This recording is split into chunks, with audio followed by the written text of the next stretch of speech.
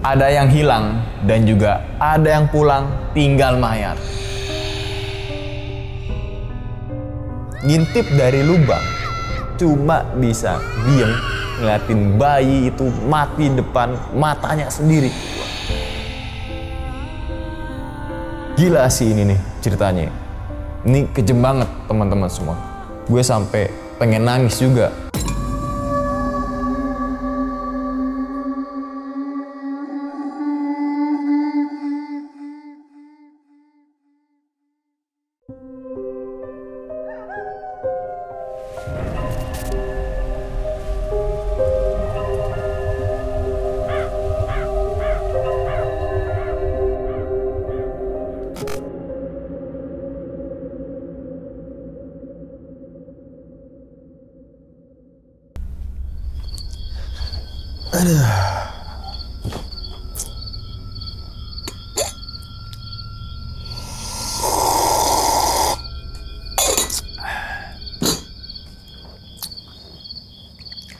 Assalamualaikum warahmatullahi wabarakatuh.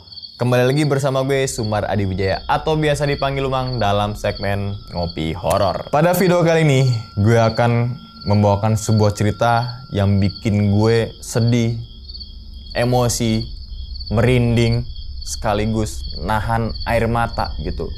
Yaitu cerita tentang ritual penuh dengan darah.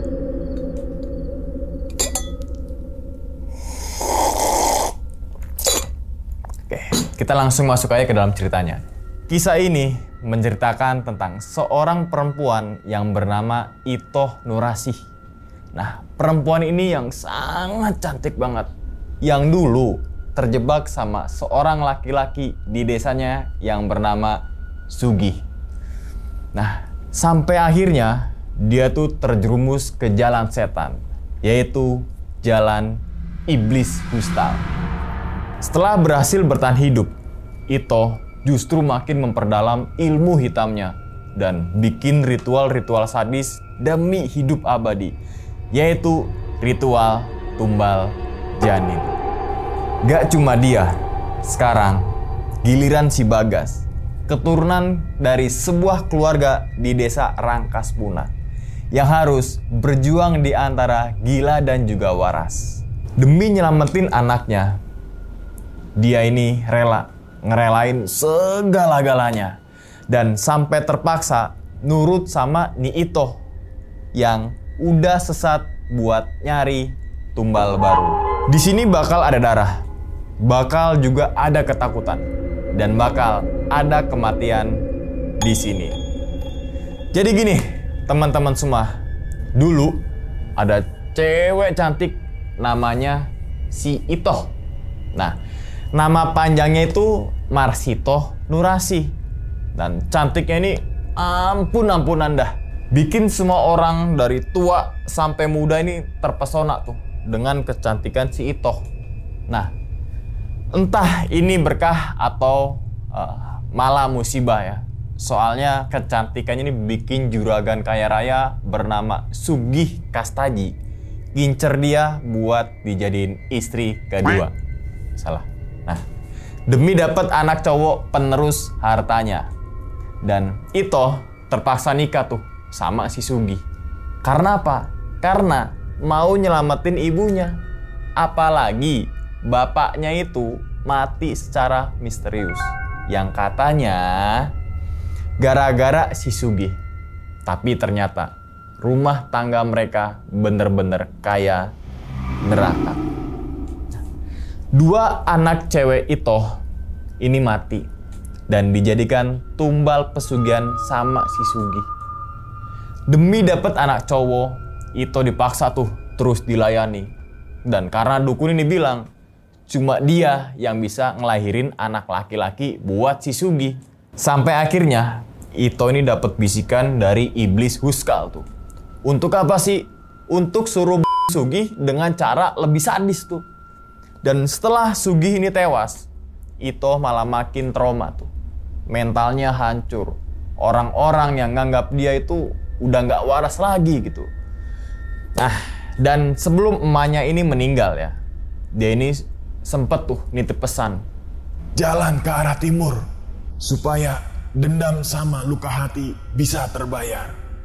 Di tahun 1948, di desa yang namanya itu Kembang Sirna, Ito ini pulang bawa beras hasil nyulam rotan tuh.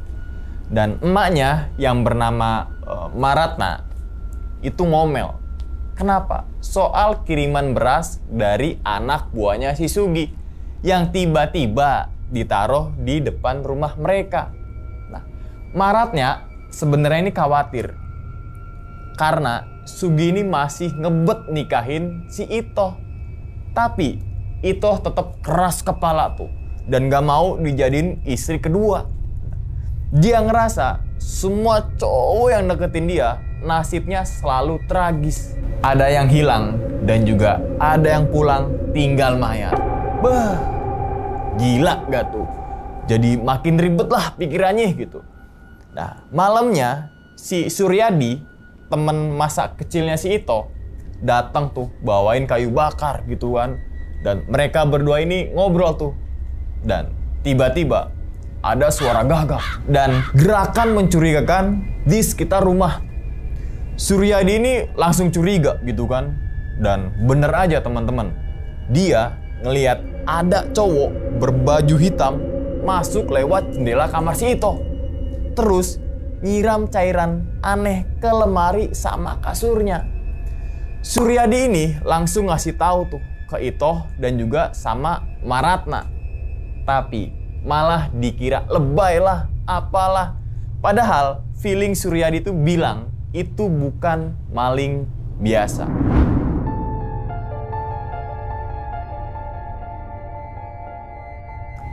Karena Suryadi ini penasaran gitu kan. Malamnya dia cek tuh di bawah rumah panggungnya si Ito sama korek api. Nah, korek apinya ini mati terus. Dan pas akhirnya nyala, dia ini kaget. Kenapa dia kaget? Karena ngeliat muka rusak, penuh dengan darah gitu kan. Sama lidahnya ini panjang keluar dari celah pantat. Di situ, wah, merindingnya bukan main tuh. Nah, besok paginya, Ito ini tetap kerja.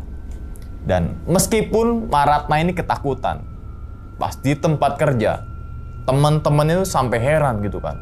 Karena apa? Karena lihat Ito ini makin cantik banget dan wanginya aneh.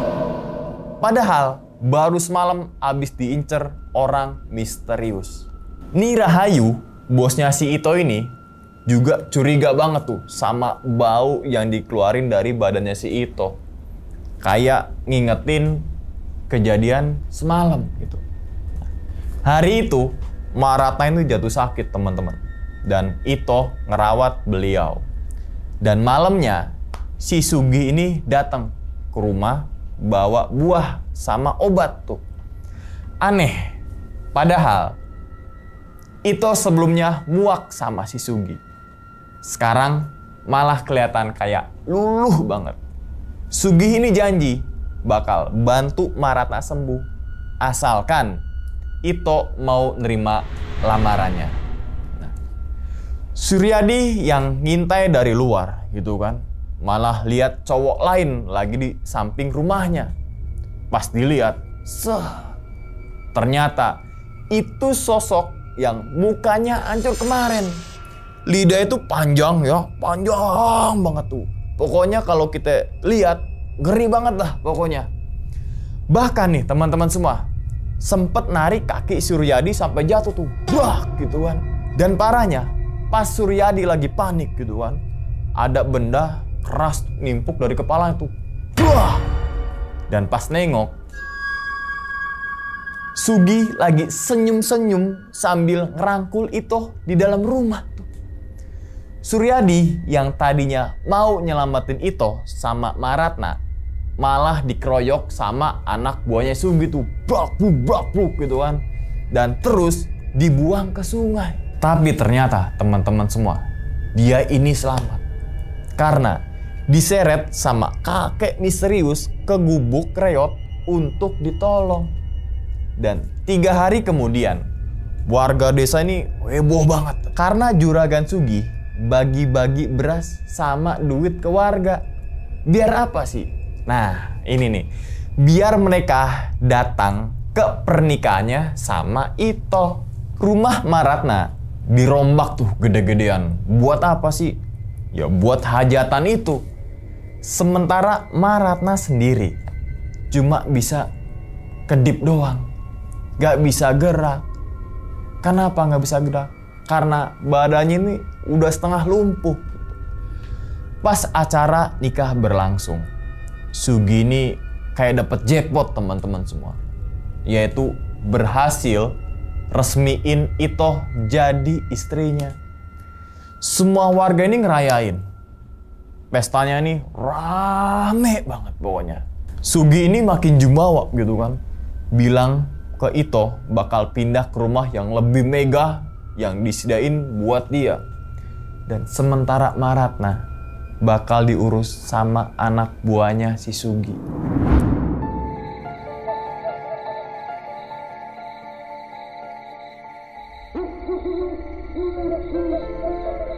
Malamnya, Sugi bawa Ito ke rumah barunya tuh. Tempat khusus jauh dari rumah istri pertamanya yang bernama Rukmini.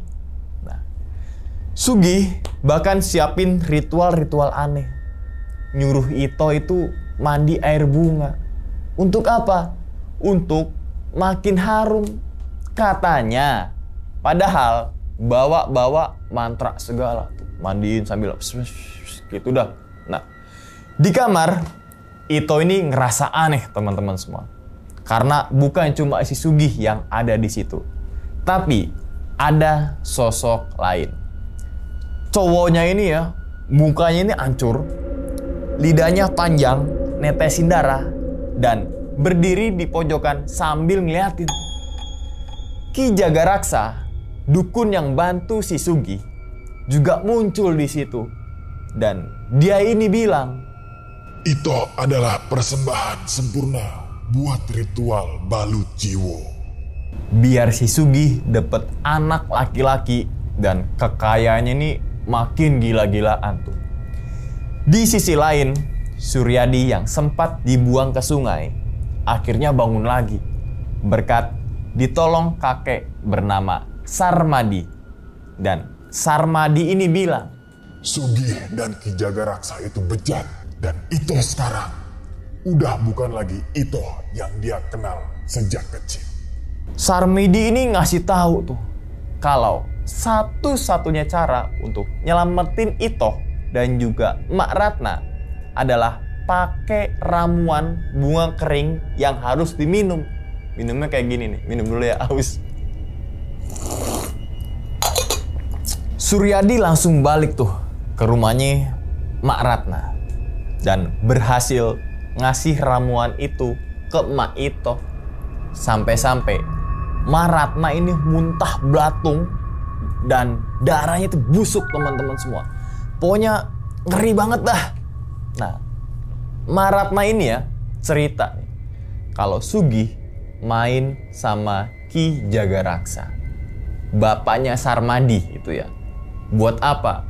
Buat ngedapetin anak laki-laki lewat cara sesat. Suryadi ini sempet nyelamatin Mak Ratna tuh dan ngebunuh anak buahnya si Sugi yang mau maksa Mak Ratna untuk minum obat racun. Dia terus bawa mayat anak buah Sugi itu ke dalam hutan, diseret-seret gitu kan.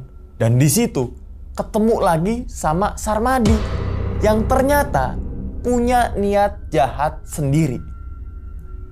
Suryadi akhirnya kabur ke rumahnya Nirahayu, pengen nyari cara lain buat ngebebasin si Ito. Tapi pas sampai sana, sok berat itu. Ternyata Nirahayu udah mati. Lehernya itu ya ditusuk pakai pisau dan darahnya itu banyak banget. Belum sempet mikir, tiba-tiba nih ya, muncul perempuan berambut panjang. Lidahnya juga panjang banget. Dan lagi ngejilatin dari lehernya si Nirahayu. Darah Nirahayu adalah makanan saya. Dan pas Suryadi fokus lihat mukanya gitu kan. Ternyata itu adalah Itoh. Nirahayu secara tragis. Padahal dia ini satu-satunya orang yang ngerti cara nyelamatin Itoh sama Mak Ratna. Yang gak disangka-sangka nih, adalah Jawir. Tangan kanannya juragan si Sugih yang ngebunuh Rahayu pakai pisau biar rahasia ritual si Sugih ini gak bocor. Setelah Nirahayu ini mati, muncul sosok perempuan aneh. Sama, mukanya rusak, lidahnya panjang, darahnya itu netes kemana-mana. Yang ternyata nih, teman-teman semua ya, mirip banget sama si Itoh. Suryadi sempet shock ngelihatnya. Dan dia sendiri kena di situ. Bah, gitu kan. Bah, serem dah pokoknya. Akhirnya Suryadi ini berhasil kabur, teman-teman semua. Walau dia lukanya ini parah banget. Dan dia ngumpet dia tuh di tempat lain. Sarmadi, orang misterius yang dulu nolong Suryadi, balik lagi ke rumahnya di hutan. Dia bawa kepala anak buahnya si Sugih buat dijadiin bagian ritual aneh. Biar apa sih? Ya, supaya anak yang sakit namanya si Joni ini biar sembuh. Ini gila sih. Di situ digambarin ya, Joni ini malah ngejilatin kain yang penuh dengan darah sambil tuh mukanya aneh gitu. Nah, Sarmadi lagi nyiapin tengkorak bertanduk, topeng babi, sama kertas mantra yang dikubur di dalam kamarnya. Bah, makin serem aja dah ini mah.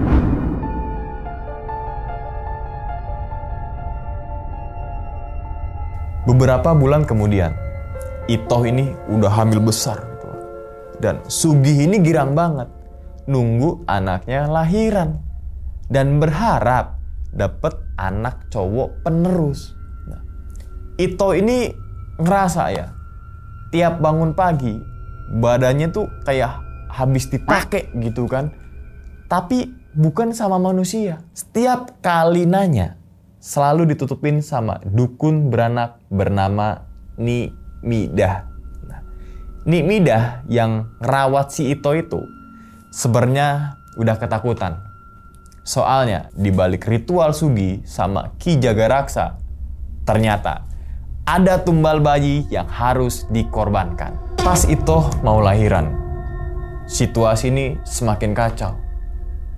Juragan Sugih sama Ki Jaga udah standby gitu kan, buat pastiin kalau bayi Itoh itu lahir dengan sehat, biar bisa dijadiin tumbal kalau ternyata bayinya itu perempuan. Saat lahiran, suasana itu kacau total pokoknya. Itoh ini teriak-teriakan itu, wah, wah gitu kan, dan ngeluarin darah hitam teman-teman semua. Nimidah ini langsung panik tuh, dan alhamdulillah akhirnya bayinya ini lahir.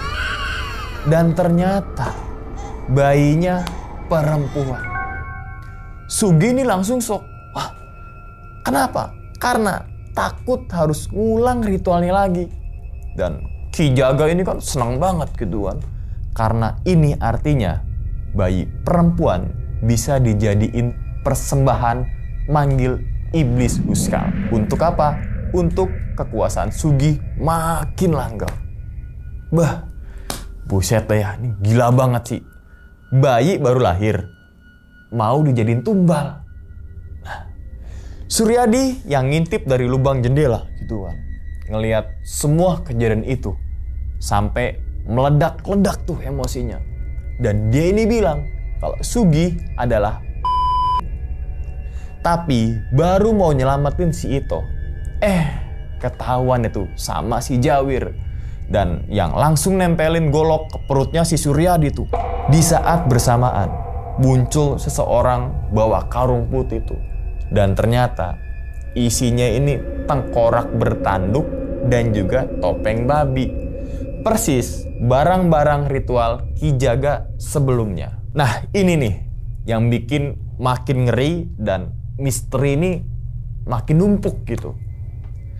Anaknya Ito ini akhirnya lahir, tapi langsung sama Sugi plus Ki Jaga buat ritual. Suryadi yang udah 8 bulan nyamar, ngintip dari lubang, cuma bisa diem ngeliatin bayi itu mati depan matanya sendiri gitu. Gila sih ini nih ceritanya. Ini kejem banget teman-teman semua. Gue sampai pengen nangis juga bawain cerita ini gitu. Nah, oke lanjut. Untungnya ada Sarmadi yang muncul gitu kan, dan bantuin Suryadi keluar dari situasi tersebut gitu kan. Sarmadi juga ngambil tuh beberapa benda ritual Ki Jaga yang ternyata nih ya bakal jadi kunci buat balas dendam nanti. Mak Ratna ini masih sakit, dijaga oleh anak buahnya si Sugi biar nggak bisa ditemuin siapa-siapa. Dia ini terus mimpi-mimpi aneh tuh, kayak suara bayi nangis, terus tengkorak bertanduk. Pokoknya mimpinya tuh bikin merinding dah. Tiba-tiba Sarmadi ini datang tuh ke rumah Maratna untuk ngusir anak buahnya si Sugi. Bahkan mereka semua pakai cara mistis. Bayangin aja deh, orang-orang itu ditarik bayangan hitam sampai mati di kolong rumah. Sarmadi kemudian kasih tahu tuh Maratna kalau kelahirannya si Ito berikutnya itu bakal jadi ritual lagi biar si Sugi dapat anak cowok, dan minta izin Maratna buat bales dendam. Maratna ternyata ngizinin nih karena udah kesel banget gitu kan.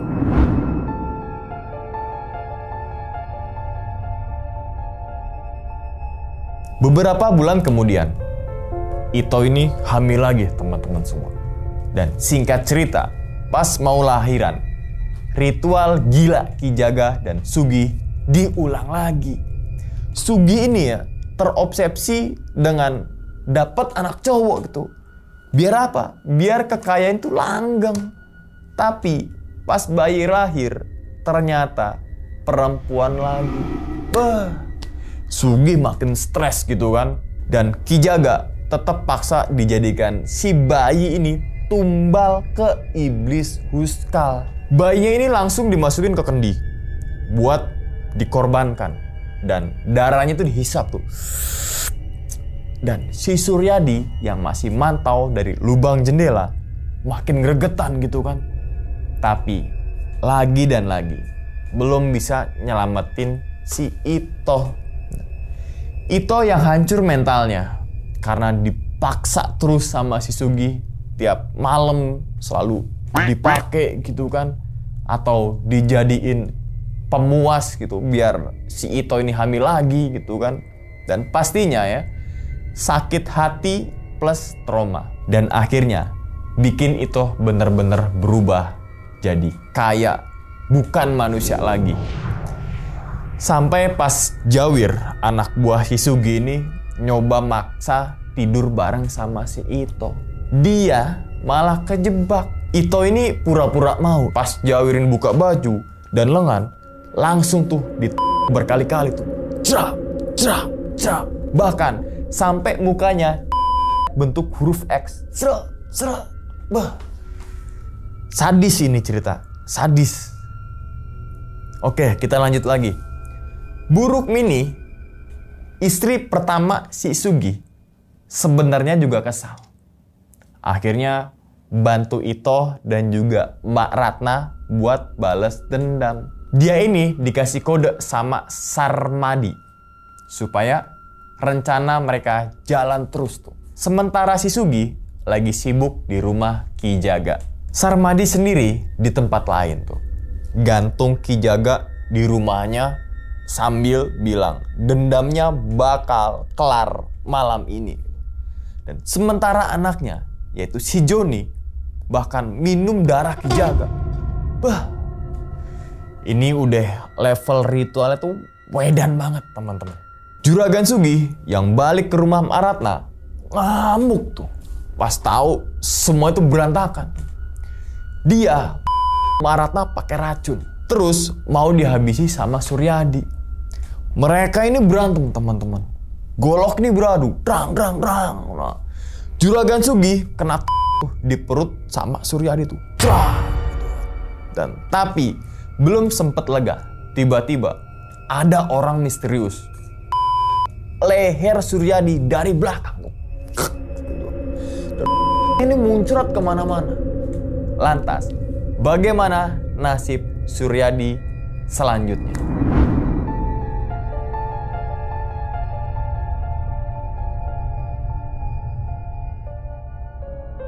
Suryadi yang sebelumnya ini duel sama Juragan Sugih berhasil Sugih sampai tapi belum sempet lega, Sarmadi ini datang tuh. Suryadi dari belakang, terus langsung di lehernya juga tuh. Bah. Sadis parah ini mah. Dan akhirnya Suryadi meninggal. Sarmadi ini ngaku semua ini dia lakuin demi balas dendam, demi ngebantu Itoh juga biar dendamnya ini tuntas gitu. Dia bahkan bawa Mak Ratna dikubur bareng di hutan sama Bu Rukmini yang ternyata main belakang buat nguasain harta si Sugih. Setelah Sugih, Suryadi, dan Jawir ditemukan sama warga, Bu Rukmini ini ngatur cerita tuh biar warga ini gak curiga gitu. Dan sementara si Itoh kabur sama Sarmadi dan anaknya yang bernama si Joni. Joni yang sakit sejak bayi akhirnya disembuhin tuh sama si Itoh. Lewat apa? Lewat ritual gila di hutan, yaitu pakai tengkorak, topeng babi, dan darahnya sendiri. Ini proses ritualnya tuh bener-bener gila ya. Oke, kita lanjut lagi. Sampai muncul Huskal lagi tuh teman-teman semua. Iblis yang suka persembahan bayi mati tuh. Itoh setuju kalau jalanin ikrar nyawa sama iblis Huskal. Bahwa semua laki-laki dan perempuan yang punya anak harus ngerasain kehilangan kayak dia. Abis ritual, Itoh ini cabut sendirian ke arah timur, ke desa Rangkas Puna. Dia ini numpang mobil bak supir tua sambil bawa karung ya, berisi tengkorak dan juga topeng babi kayak lagi gendong bayi gitu. Supirnya ini sampai merinding tuh lihat tingkahnya si Itoh yang apa? Yang suka ngelus gendongan itu. Pas turun, Itoh turun ya. Supir ini kaget teman-teman semua. Karena tomat busuk di mobilnya tiba-tiba balik seger tuh. Katanya efek aura mistis Itoh. Di jalan ada dua preman mabuk gitu kan. Coba gangguin si Itoh. Mereka mau nyerang dia. Tapi Itoh langsung leher mereka berdua tuh. Gitu. Bahkan sampai kepala itu copot gitu. Dan digantung di warung. Ngeri banget ini mah, ngeri asli. Oke, lanjut lagi. Itoh lanjut nyari rumah si Sulastri gitu. Perempuan hamil muda yang ketemu di jalan. Ternyata Sulastri lagi hamil 4 bulan. Nah, Itoh ini sok-sokan bantuin gitu kan. Padahal nih ya, niatnya persembahan bayi lagi tuh. Pas diperiksa gitu kan, si Itoh ini buka kain jarik tuh. Lalu baca mantra ternyata. Nah, dan pas Sulastri lengah, bayi dalam kandungan langsung dikeluarin sama Itoh. Terus dimakan hidup-hidup. Sakit jiwa emang nih. Oke, lanjut lagi. Pas lagi makan tuh ya, tiba-tiba nih pintu kamar tuh kebuka. Dan nongol cowok bernama Dudui yang bawa golok. Ia kaget ngelihat Itoh lagi itu. Di sini apa yang terjadi sebenarnya?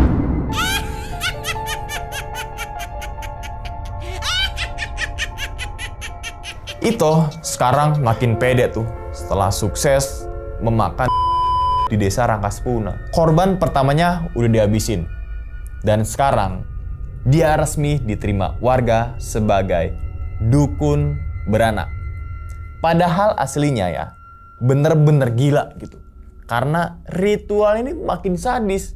Ki Duduy yang jadi pewaris wasiat bapaknya buat ngawasin Rangkaspuna makin curiga sama Itoh. Apalagi pas tahu ada 2 pemuda mati di warung. Dan Itoh ini ketahuan ngubur sesuatu di padang rumput di dekat desa tuh. Warganya sendiri malah seneng-seneng aja tuh. Soalnya Itoh kelihatan kayak malaikat gitu, penyelamat gitu. Padahal di balik itu dia udah deal sama iblis Huskal, iblis penikmat janin. Sulastri, cewek hamil yang pernah disembuhin sama si Itoh, ternyata dijadikan tumbal berikutnya. Dan pas Sulastri keguguran, Itoh pura-pura sok-sokan nolong tuh. Padahal janinnya diambil dan dijadikan sesajen. Duduy sempet datang buat ngegerbek tuh. Dan lihat darah di mulutnya si Itoh. Tapi Itoh ini pinter ngeles. Bikin warga ini percaya kalau dia tuh cuma ngobatin gitu. Dan waktu ini jalan terus ya. Makin banyak perempuan hamil dari kampung sebelah yang datang ke Ni Itoh. Untuk apa? Untuk mau gugurin janin. Idenya ini ya, katanya biar nggak repot lahirannya. Padahal semuanya ini diarahin ya sama Itoh buat jadi persembahan Huskal.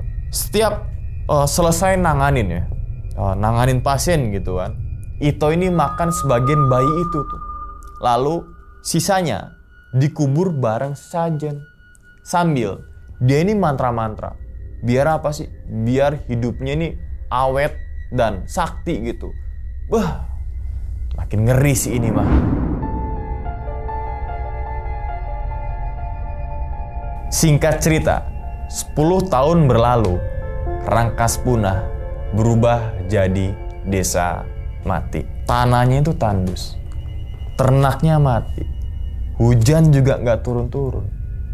Warga yang tersisa ini banyak terhasut sama si Itoh. Karena apa?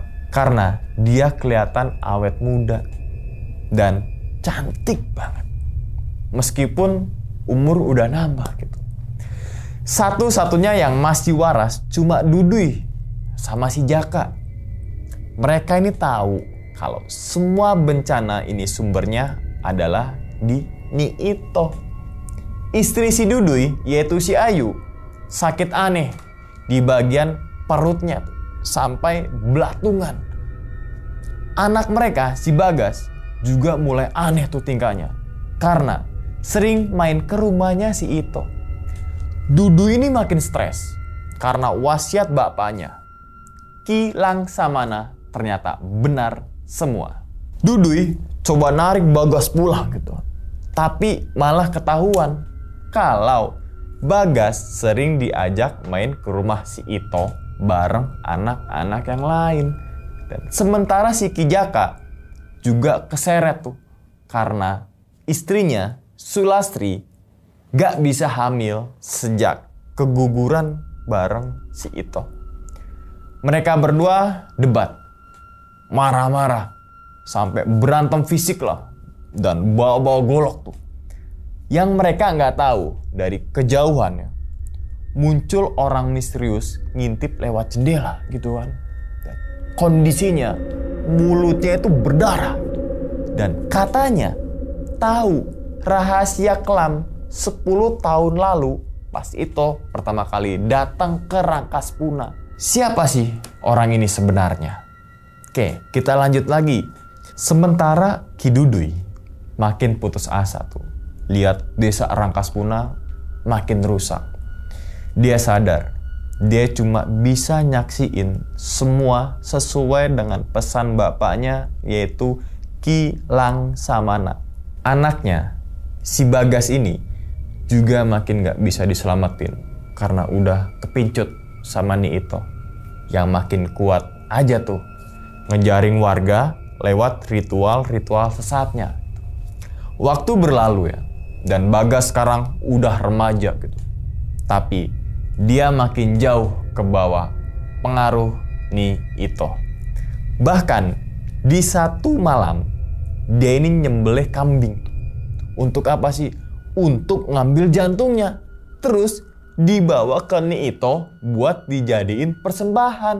Nah, Nyi Ito ini malah kesel gitu kan, karena bukan janin bayi gitu. Bikin Bagas ini makin ketakutan dan tunduk di depannya Nyi Ito tuh. Duduy cuma bisa diem. Istrinya si Ayu makin parah tuh sakitnya. Boroknya ini tambah lebar gitu kan, belatung di mana-mana. Sementara Bagas makin jauh, gak mau diajak pindah dari desa, dan malah makin loyal sama Nyi Ito. Nyi Ito sekarang umurnya 65 tahun. Tapi tetap kelihatan muda banget lah gitu. Karena apa? Ya karena tadi ritual darah bayi. Nah, dia ini mulai cari wadah baru ya, biar tetap hidup abadi gitu. Dapat bisikan Huskal kalau waktunya cuma 300 hari buat nyari tubuh pengganti. Kita loncat di tahun 1988. Sekarang Bagas udah punya istri yang bernama si Rini dan sama anak kecil bernama si Guna. Guna ini sakit-sakitan, gak bisa ngomong dan sering keluar cairan hitam tuh dari mulutnya gitu. Bagas ini bilang satu-satunya yang bisa nyembuhin cuma Nyi Ito. Rini ini gak setuju gitu, tapi dipaksa ikut balik ke Rangkaspuna. Pas di desa Rangkaspuna, semua rumah tuh udah kosong banget. Suasananya tuh sunyi gitu kan. Di situ cuma ada Ambar sama Ki Jaka yang masih tersisa. Nyi Ito ini ngasih isyarat gitu ke Bagas. Kalau mau Guna sembuh, Rini ini harus bantu jadi semacam penyambut pasien perempuan hamil yang mau gugurin kandungan gitu. Dan sementara si Bagas dikasih tugas rahasia lain. Di sini nih, apa tugas rahasia itu? Rini ini sempet shock, tapi demi Guna, akhirnya dia pasrah. Bagas juga nurut, karena masih terpengaruh oleh Nyi Ito. Pas Nyi Ito ini lagi ngebisikin sesuatu ke Bagas gitu kan. Tiba-tiba nih, ada orang misterius di luar rumah tuh. Mukul Ambar sampai pingsan.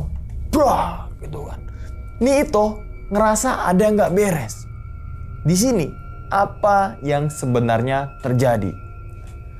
Bagas akhirnya balik tuh ke desa Rangkaspuna, bawa anaknya yang bernama si Guna, biar sembuh sama Nyi Ito. Tapi lu tahu sendiri kan, Nyi Ito ini maunya bukan sekedar nyembuhin. Dia ini mau Bagas nurut bantu ritual buat perpanjang hidupnya gitu.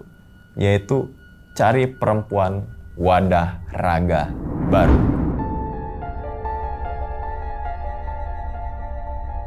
Bagas terpaksa setuju gitu. Dan ya karena demi Guna yang sakit gak bisa ngomong, dan sementara si Rini, istrinya si Bagas, disuruh bantu bawa perempuan-perempuan hamil untuk jadi korban ritualnya si Nyi Ito. Jadi kayak Ambar sebelumnya tuh. Sekarang, apa tugas spesialnya si Bagas? Nah, ternyata nih, dia dapat tugas, yaitu nyari perempuan dengan tanggal lahir tertentu gitu. Dia ini disuruh minum air dari batok kelapa gitu. yang ternyata isinya darah kental gitu. Sumpah sini kalau kita bayangin tuh jijik banget gitu ya. Darah kental kita minum gitu. Nah, tapi Ito ini ngancem. Kalau nggak nurut, Guna dan Rini bisa mati. Setelah itu, Bagas akhirnya berangkat tuh. Ninggalin Rini sama Guna di desa Rangkaspuna.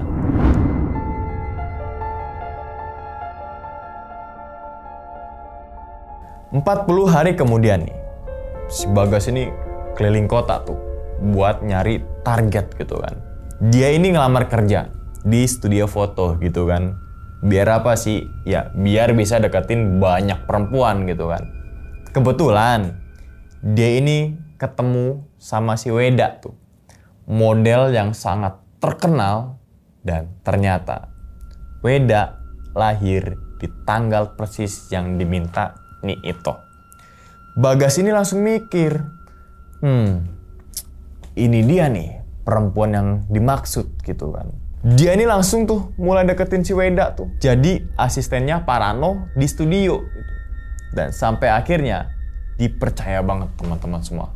Dapat akses tuh kemana-mana lah gitu kan. Karena skill Bagas yang lihai dalam ngomong sama cewek ya, Weda ini akhirnya mulai suka tuh sama si Bagas. Tanpa sadar, ketarik pesona misteriusnya tuh. Bahkan, ibu tetangga Weda yang dulu nolong Bagas di pasar ya, ternyata tetanggaan sama si Weda. Makin gampang deh tuh Bagas masuk ke lingkungannya gitu. Rencana Bagas adalah ngebawa si Weda ke desa Rangkaspuna. Dia siapin tuh semuanya. Dari mulai sajen, kendi, ayam hitam, dan juga darah tuh. Semuanya tuh udah disetting gitu. Kayak ritual Ito dulu. Nah, waktu Bagas nganterin Weda pulang ya, malamnya nih ya, Weda ini ngerasa di rumahnya kayak ada yang ngawasin gitu. Ceker ayam di rantang itu gerak sendiri gitu. Darah muncul di meja. Bayangan perempuan lidah yang panjang itu ngerangkak di lantai gitu. Sampai bikin Weda itu teriak ketakutan gitu. Wah, gitu. Nah, pas Bagas datang lagi nih ya, Weda ini langsung tuh minta ditemenin. Dan Bagas ini pura-pura nangin gitu kan. Tenang. Di situ, padahal nih ya, diem-diem nyelipin taring babi berdarah gitu ya. Taringnya itu berdarah di bawah bantal si Weda tuh. Biar apa sih? Biar ritualnya makin kuat. Di cermin kamar si Weda, tiba-tiba muncul bayangan Ito senyum lebar tuh, sambil ngeliatin Bagas dan juga si Weda. Dan dari bawah ranjang muncul lagi sosok perempuan dengan lidah panjang, barengan sama makhluk pakai topeng babi. Semua nyaksiin Bagas lagi melakukan hal itu sama si Weda. Dalam hati ini Bagas ini bilang, gak akan lama lagi bakal gue bawa dia ke Rangkaspuna. Sementara Weda di situ nangis sambil teriak-teriak gitu kan. Jangan, aku nggak mau hamil gitu kan. Tapi dari sinilah semuanya berawal. Gimana temen ngopi horor nih? Dari darah, tumbal janin, sampai ritual gila yang bikin gue merinding di desa Rangkaspuna gitu kan. Semuanya ini bener-bener nunjukin kalau setan punya cara narik manusia buat ke jalannya. Dan sekarang lo tahu, cerita ini belum selesai. Karena kelanjutannya tuh ada di film Kampung Jabang Mayit Ritual Maut yang bakal tayang di tanggal 24 Juli tahun 2025. Apa yang akan terjadi dengan si Weda?